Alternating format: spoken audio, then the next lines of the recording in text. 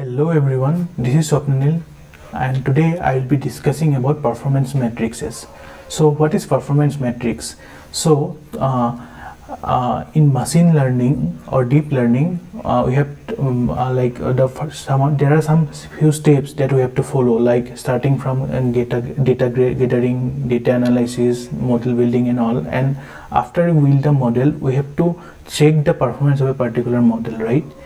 Like maybe we have built different kind of models using different algorithm, but somehow we have to come in a common place where we can simply measure how all these models are performing, and on basis of that we simply have to choose some particular model.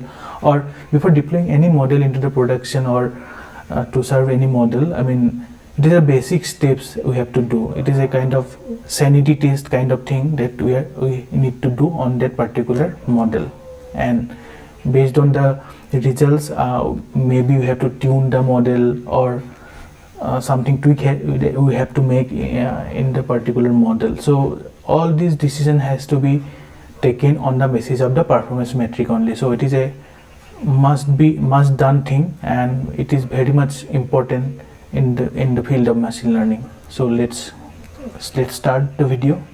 So there are different type of matrices available. So based on the problem situation, whether a problem is a supervised learning we are doing, or whether we're doing a unsupervised learning, whether the problem is a classification problem or regression problem, different matrices people use. So like sometimes what happen, I mean, some as per the business scenario, they need to use some custom performance metric also. So we are not going so much complex in this particular video. We are going to simply discuss about some of the commonly used performance matrices, I mean, for the classification problem. Okay, yeah. So I am listing some of the common matrices over here, which are like accuracy, precision, recall, F1 scores, ROC, EOC, log loss. So you must be knowing all about those things. You might have heard all about those things. So let me introduce one by one. Yeah. So suppose we are taking a specific example for this entire video. So that is simply we are trying to build a classification model, like which will simply say like whether a mail or email is a spam or not. So suppose we are having 200 overall data points for this particular example, and suppose let's say there are hundreds are spam and hundreds are non-spam, and I'm considering that spam mail is a positive plus. When we normally when the class is balanced, and then in that case we can use accuracy, precision, recall and effort score as a performance metric. So what is accuracy basically? So I am starting with the accuracy only. So it is the basic metric that is being used. So it is the simplest way to, I mean, it is the simplest metric you can say. So it simply says like how accurate a model is. So like suppose in our spam classifier, we build them, suppose using 100 data points, we simply build a model, and for the rest 100 points we are simply trying to predict the classes, right? So suppose our model predicts 90 mails out of 100 mails. I mean, suppose 90 mails are predicted correctly out of 100, then we can simply say that the model is 90% accurate. So it is not considering any specific class, like whether it is 90 points belong to 1 class, 2 class, or so it's simply irrespective of class, it's simply considering the fact that whether this classification is correct or not. So because of that, there is some problem in the accuracy. So suppose I'm stating a different, I mean, for the same example, suppose the data is skewed in this particular case. Suppose 90% data belongs to positive class, and 20% belongs to negative class. And suppose in the testing phase, our model simply says like all the 100 points are positive. So in that case also, like if you calculate the accuracy of the model, it will become 90%. So which is basically useless because our model is a dump model only. So on every sample that it receives, it simply says like it is a positive class, which is a dumb kind of model. So in such kind of scenario, accuracy is not a proper metric to use, specifically in case of imbalanced data. So now so because of that, there are some other kind of matrices available. So before going into the other matrices, we have to understand few terms, basic terms, like which are like true positive, true negative, false positive, and false negative. So true positive basically says like, suppose our model predicts a positive class correctly. Suppose there are 100 points, out of which suppose 50 of them are positive, and our model suppose predicts 40 of them are correctly. So you can say so in that case, like true positive is like 40. So out of 50, our model is able to predict 40 of them correctly. So that is a true positive. So similarly, true negative, like if our model predicts a negative class correctly, and false positive is something opposite. Suppose our model predicts a negative class as positive, and in the false negative, like suppose our model incorrectly predicts a positive class as negative. So let's go with some other examples, that then you will be able to understand in a better way. Yeah. So like we already discussed about the accuracy, but using this 4 terminology, we can redefine the accuracy formula as like this, like true positive plus true negative divided by true positive, false positive, true negative, false negative. So it simply so as I mentioned sometimes before, like it is not considering any particular class. It simply it is irrespective of class. Actually, it is considering all the data points, and it's simply accounting the total number of classes like for which it is able to predict correctly. Yeah. So next thing is precision. So now we are moving into precision definition. So it is the formula wise, it is true positive divided by true positive plus false positive. Okay. So let's say in our same model, suppose for the same data set, our model identified 80 spam mails out of 90 and 80 spam. Let's say our model identified 80 non-spam mails out of 90 and 80 spam out of 10. So what is happening over here? So if you can see, yeah, let me open the pane. So you can see, so there are 100 testing points, and out of which 90 of them are non-spam and 10 are spam. Okay, this is the actual level I am talking about. So our model predicts like 80 of them are, our model is able to predict 80 of them are correctly and 10 incorrectly, and here also 8 are correctly and 2 incorrectly, right? Yeah. So but as it is able to predict 88 points correctly, so the accuracy will be 88%. Yeah. But if you calculate the precision score over here, so from this particular numbers, you can simply say true positive is like this is a positive class, that is spam class I am considering as positive, and non-spam as negative. So in the positive class, 8 are, our model is able to predict 8 point as positive. So true positive will be 8, and this is a negative class, and in the negative class, out of 80 points are able, our model is able to predict 80 of them correctly. So true negative is 80 and false positive is like 10, because it's a negative class, and these 10 points are our model is predicting as positive, right? So it is 10 and the remaining is 2.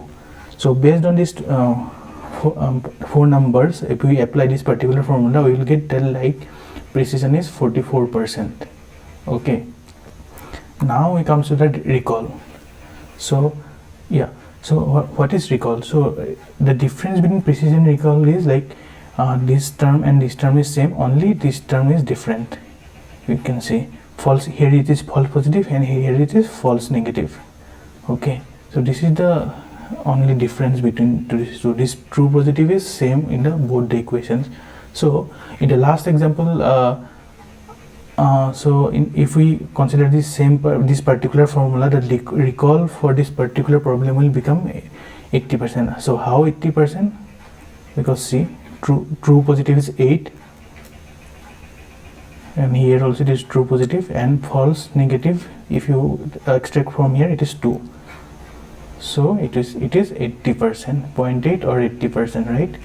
Yeah, that means our model identified 80% of positive samples correctly. So positive samples means spam mails. So our model is able to predict 80% of the positive samples correctly, spam mails correctly. But it has, I mean, need to note this particular thing, that to build a perfect model or to build a good model, both the precision and recall scores should be high. But in this particular example, you can see the precision is very low and recall is collectively high. So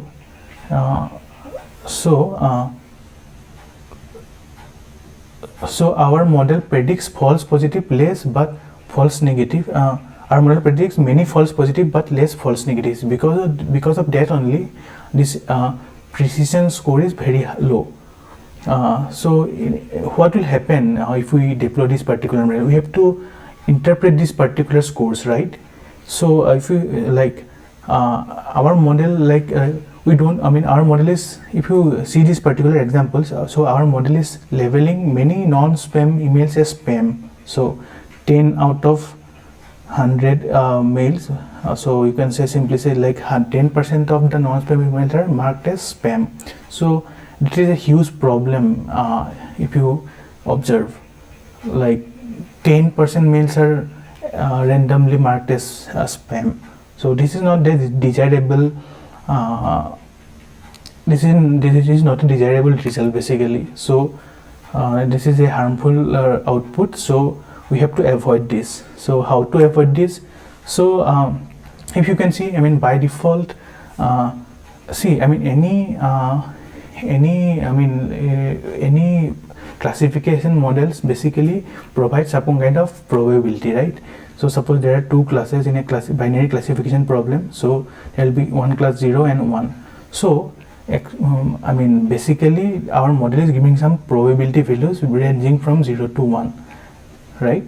And based on some threshold value, we are simply giving some label to that particular probability value. So by default, if the probability value is greater than 0.5, then we can simply label them as positive class, otherwise negative class. But this threshold value, we can change it.